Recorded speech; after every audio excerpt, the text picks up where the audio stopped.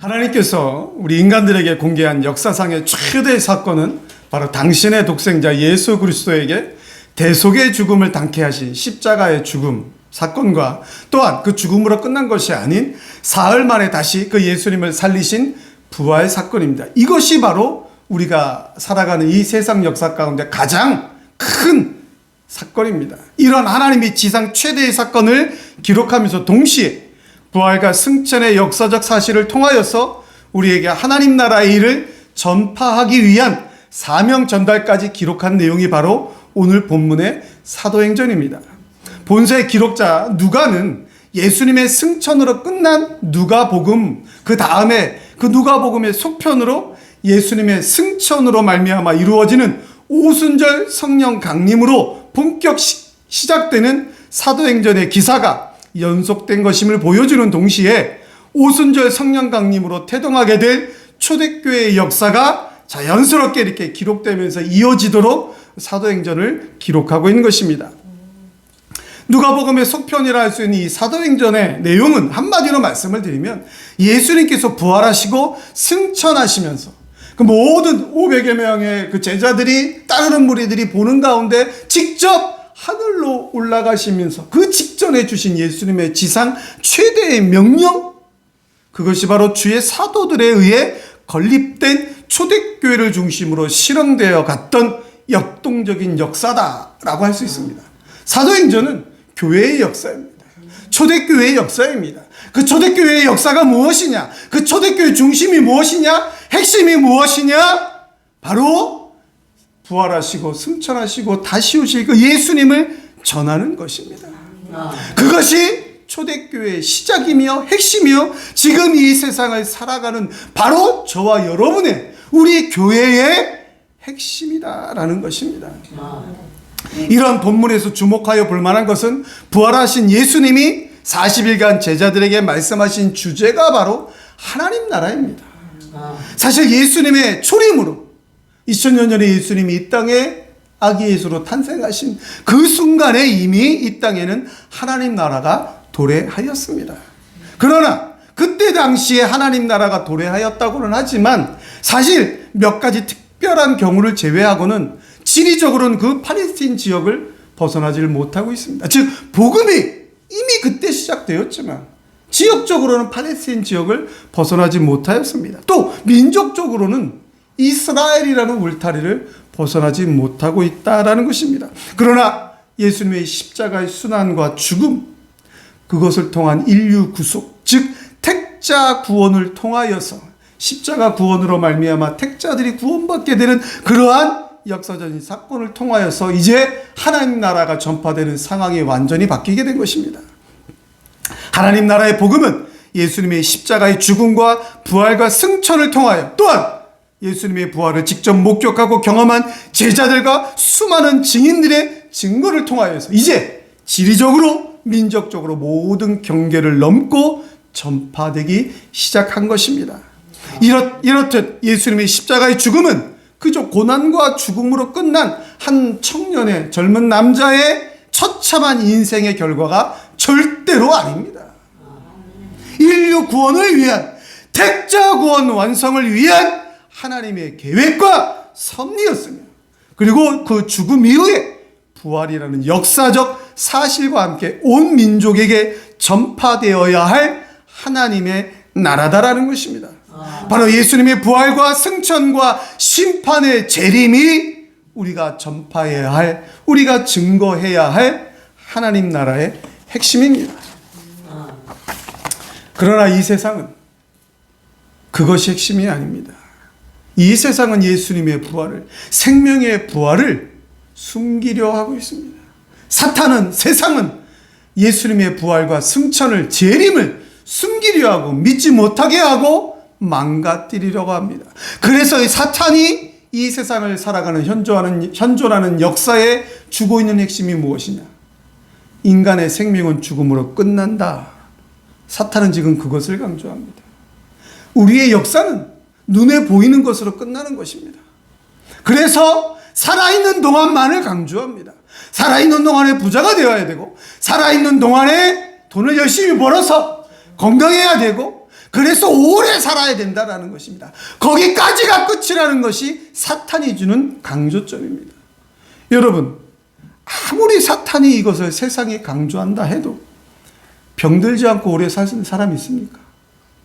병들지 않고 한 200년 살 수 있습니까? 아닙니다. 저는 코로나도 한 번도 안 걸리고 건강한 것 같지만 제가 이렇게 살면서 200년 살 수 있을 것 같습니까? 코로나19 끝나면 무슨 전염병은 또 뭐 안 오겠습니까? 별의별 거 다 와요. 암은 뭐 정복되었습니까? 그러나 세상은 그것으로 끝난다. 그러니까 마음껏 이 세상에 있는 동안에 즐겨라. 하나님 나라는 없다. 이것이 세상이 주는 강조입니다. 핵심입니다. 죽음으로 모든 것이 끝나는 것입니다. 그래서 살다가 어려우면 스스로 자살해서 끝나버리는 것입니다. 여러분, 그러나 성경은 분명히 말씀하고 있습니다. 진리는 살아서 계속해서 우리에게 증거되고 있습니다. 무엇이? 천국이 있다고, 영원한 생명이 있다고. 예수 그리스도를 통한 영원한 생명만이 이 세상을 살아가는 목적이라고. 그다음 제가 늘 강조하는 것이지만 예수 안 믿으면 죽음으로 그냥 끝나느냐? 여러분, 절대 아닙니다. 예수 안 믿는 사람 죽음으로 그냥 끝나는 거면 저도 예수 안 믿죠. 살아있는 동안에 열심히 살죠. 예수 안 믿는 사람도 죽어서 다시 삽니다. 영원토록. 대신 지옥에서. 구더기도 타 죽지 않는, 정말 너무너무 뜨겁고 너무너무 고통스러워서 타 죽을 것 같은 뜨거운 불 같은 지옥에서 영원히 삽니다. 예수 믿은 사람은, 예수를 구세주로 고백한 사람은 저 영원한 천국에서 완전한 부활체를 입어서 찬양하며 사는 것, 이것이 진리이고 이것이 역사입니다. 오늘 예수님이 사망 권세를 이기시고 부활하셔서 이것을 우리에게 나타내주고 믿으라고 증거하고 있는 것입니다. 오늘 성경이 말씀하는 진리가 증거하고 있는 예수님의 부활을 분명히 믿음으로 오늘 성경이 기록된 대로 예수님의 증인이 되는 삶을 사시기를 주님의 이름으로 간절히 축원합니다. 내 증인이 되리라는 말씀은 첫째, 예수님의 부활을 믿음으로 고백하는 증인이 되어야 합니다. 3절 말씀을 같이 한번 읽겠습니다. 3절입니다. 시작. 그가 고난받으신 후에 또한 그들에게 확실한 많은 증거로 신이 살아계심을 나타내사 40일 동안 그들에게 보이시며 하나님 나라의 일을 말씀하시니라. 아멘. 여기 예수님이 해 받으신 이런 말씀은 바로 십자가의 순환과 고난과 죽음을 말씀하시는 것이며, 그 후라는 것은 사흘 후에 다시 살아나신 것입니다. 여러분, 그리고 확실한 증거가 있다, 확실한 많은 증거가 있다라고 말씀 기록되어 있는데, 이 말의 뜻은 확실한 표적에 의해 보여주고 입증하다, 그런 의미입니다. 즉 의심할 바가 없이 명쾌하고 확실한 표징이나 징표가 있다. 여러분, 사망 권세를 이기시고 부활하신 몸으로 다시 나타나신 예수님, 제자들과 많은 사람들 앞에 다시 나타나셔서 십자가에 못 박힐 때 있었던 그 흉터를 보여주시고 그 제자들과 함께 구운 생선을 잡수시는 등 예수님이 바로 부활의 증거입니다. 많은 사람들이 봤어요, 실제로. 제자들도 봤습니다. 그러나 그 제자들이 봤다고 진짜 증거냐? 물론 증거입니다. 도마도 만져봤습니다. 분명한 증거입니다. 그러나 진짜 확실하고 입증할 만한 표징, 또 다른 증거가 필요 없는 증거, 예수님 자신입니다. 예수님이 살아나셨다. 그게 바로 우리가 확실히 믿어야 되는 증거다라는 것입니다. 그래서 사도 요한도 예수님의 부활에 대해서 그의 첫 번째 서신인 요한일서에 우리의 눈으로 본 바요 주목하고 우리의 손으로 만진 바다 라고 이렇게 기록하고 있습니다. 여러분, 중요한 것은 믿느냐는 것입니다. 믿느냐. 성경은 기록되어 있습니다. 예수님이 부활했다고. 그래서 그것을 눈으로 직접 본 사람들이 있다고. 옆구리에 찔린 그 창자국을 만져본 사람도 있다고. 손과 발에 못 박힌 그 자국도 본 사람이 있다고. 만져본 사람도 있다고 분명히 기록되어 있습니다. 그러나 세상은, 사탄은 거짓말이라고, 뭐 훔쳐가갖고 뭐 어떻게 했다. 혹은 이제 증거가 너무 확실하니까 사탄은 거짓 선지자들, 즉 사이비 이단을 보내어서 신이 아니네, 인간의 몸으로 죽었네, 별의별 소리를 다 합니다. 여러분, 중요한 것이 무엇입니까? 믿음입니다. 믿어야 돼요. 예수님이 나의 죄 때문에 십자가를 지셨다. 믿는 겁니다. 근데 그 예수님이 죽음으로 끝난 것이 아니고 사흘 만에 부활하셔서 그 부활의 소망을 나에게도 주셨다. 믿어야 됩니다. 나도 천국 가서 영원히 영생한다. 믿는 것입니다. 제가 그 이스라엘을 2번 갔다 왔다 그랬죠, 젊을 때. 거기 가면 예수님이 십자가 위에서 달렸다가 내려오셔서 누웠던 장사 지낸, 동굴 속에 장사를 지내잖아요, 무덤에. 거기 누우셨던 곳이라고 이렇게 돌로 된 침대라 그러나요? 이런 단상이 있습니다. 거기 아직도 핏자국이 얼룩얼룩 이렇게, 뭐 핏자국이라고 하는데 이제 뭐 얼룩얼룩 있어요. 예수님 누우셨던 곳이라고 쫙 전시를 해놨습니다. 지나가면서 다 만져보기도 하고 사진도 찍습니다. 천주교 신자들은 그걸 만져야 돼요. 네, 만져야 구원이 있습니다. 그래서 저도 만져봤어요. 좀 찝찝하더라고요. 얼마나 많은 사람들이 오고 가면서 만졌겠어요. 그 핏자국 같은 거 이제 보존하려니까 닦지도 않았을 텐데 좀 찝찝하더라고요. 그거 만진다고 구원이 있습니까? 그거 만진다고 뭐 어떻게 됩니까? 별의별 게 많죠. 뭐 여러 가지. 그거 만진다고 아무것도 안 나타나요. 네, 제가 2번이나 가서 만져봤는데 아무것도 안 나타납니다. 그런 거 만진다고 구원받는 게 아니에요. 그 뭐 조각 뭐 이렇게 기념품 사와갖고 예수님 상, 마리아 상 뭐 그런 거 집에 걸어놓는다고 구원이 있는 거 아니에요. 거기다 대고 기도한다고 아무것도 없어요. 병만 더 와요. 찝찝해가지고. 여러분, 믿음입니다. 실천입니다. 입술로 고백을 했느냐, 내 마음이 뜨거워졌느냐, 예배 드리고 찬양 드리고 그 부활을 증거하는 실천입니다. 이게 바로 증인의 삶입니다. 사랑하는 우리 성도님들은 그 수많은 기록들, 무슨 기록이 진짜 예수님의 부활의 증거냐 찾지 마시고 성경 66권에 기록된 대로 진리대로 믿으시고 증인의 삶을 사시길 주님의 이름으로 간절히 축원합니다. 내 증인이 되리라는 말씀은 둘째, 부활하신 예수님께서 주시는 능력을 받은 증인이 되어야 합니다. 우리 8절 말씀을 같이 한번 읽습니다. 8절입니다. 시작. 오직 성령이 너희에게 임하시며 너희가 권능을 받고 예루살렘과 온 유대와 사마리아와 땅끝까지 이르러 내 증인이 되리라 하시니라. 아멘. 오늘 성경에 보면 오직 이 단어가 먼저 나옵니다. 이 오직이라는 말은 이 헬라어 단어는 긍정적인 효과를 얻는 강조점을 나타낼 때 이 단어를 씁니다. 근데 이 단어가 쓰인 것이 어떤 부분을 강조하고 있느냐, 이것이 중요합니다. 예수님이 지금 지상 최대의 명령, 우리에게 증인이 되리라는 지상 최대의 선교 명령을 내리시면서 무엇을 강조하고 있느냐라는 것입니다. 한글 성경을 보면 오직 너희가 성령을 받고, 성령을 받는다는 것을 강조하는 것처럼 보이지만 여러분, 아닙니다. 이 오직이라는 단어가 강조하고 있는 것은 권능을 받고입니다. 너희가 권능을 받고. 여러분, 성령 받으셨습니까? 성령 받으신 분 한번 손 들어보세요.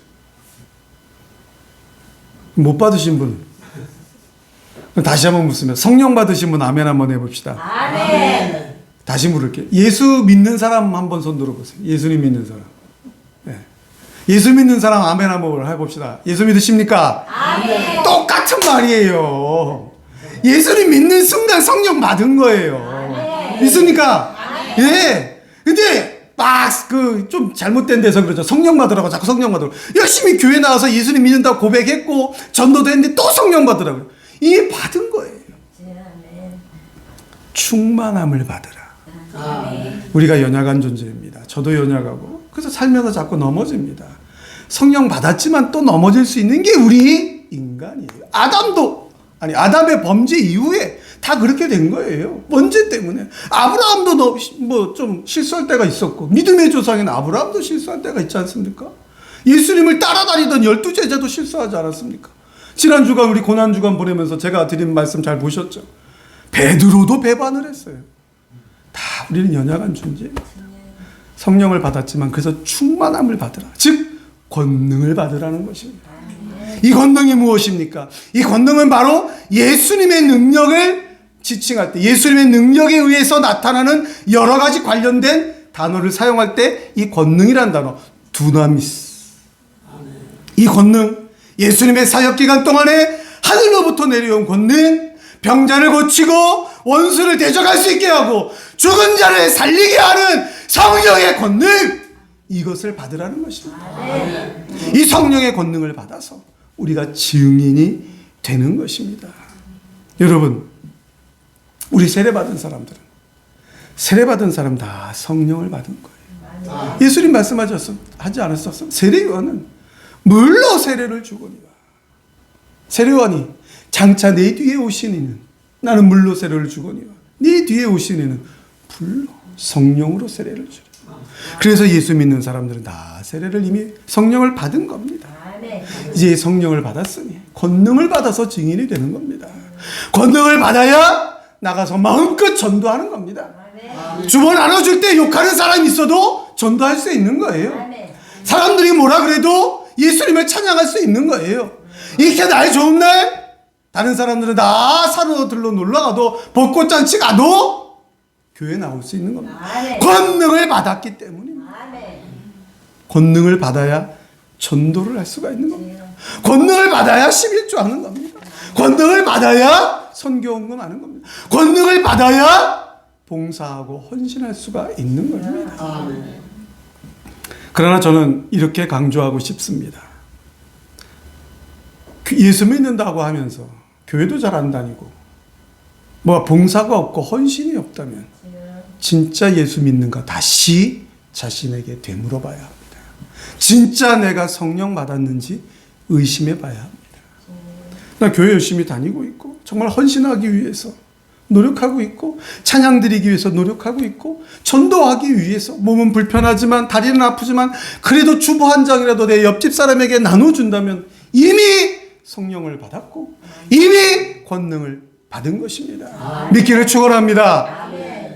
사랑하는 성도 여러분, 우리의 현재적인 시점에서 보면 복음을 가장 극렬하게 부인하는 사람들은 복음이 처음 전해졌던 이스라엘의 유대인이요, 또한 사도 바울이 복음을 전한 결과로 초대교회들이 세워졌던 소아시아 지역 부근의 무슬림, 이런 사람들이 바로 가장 극렬하게 복음을 반대하는 사람들이라고 할 수 있습니다. 지금도 저 이스라엘은 복음 전하기가 쉽지 않습니다. 제가 예배 전에 말씀드렸던 그 이스라엘에 선교하신 선교사님도 힘들게, 이스라엘은 이렇게 대놓고 예배 드릴 수가 없어요. 뭐 그런 지역 많지요. 무슬림 지역 가면 더하지요. 뭐 멀리 안 가도 중국만 가도, 더 멀리 안 가고 바로 우리 코앞에 있는 조금만 가면 되는 북한, 마음 놓고 가서 예배 드릴 수 있는 지역이 아닙니다. 그러나 여러분, 그런 지역에도 복음이 들어가게 해달라고, 그런 지역에도 예수님을 찬양하게 해달라고 기도하고 또 기도하는 것, 또 그런 일들을 위해서 힘을 내는 것, 이것이 바로 우리가 권능받은 증거입니다.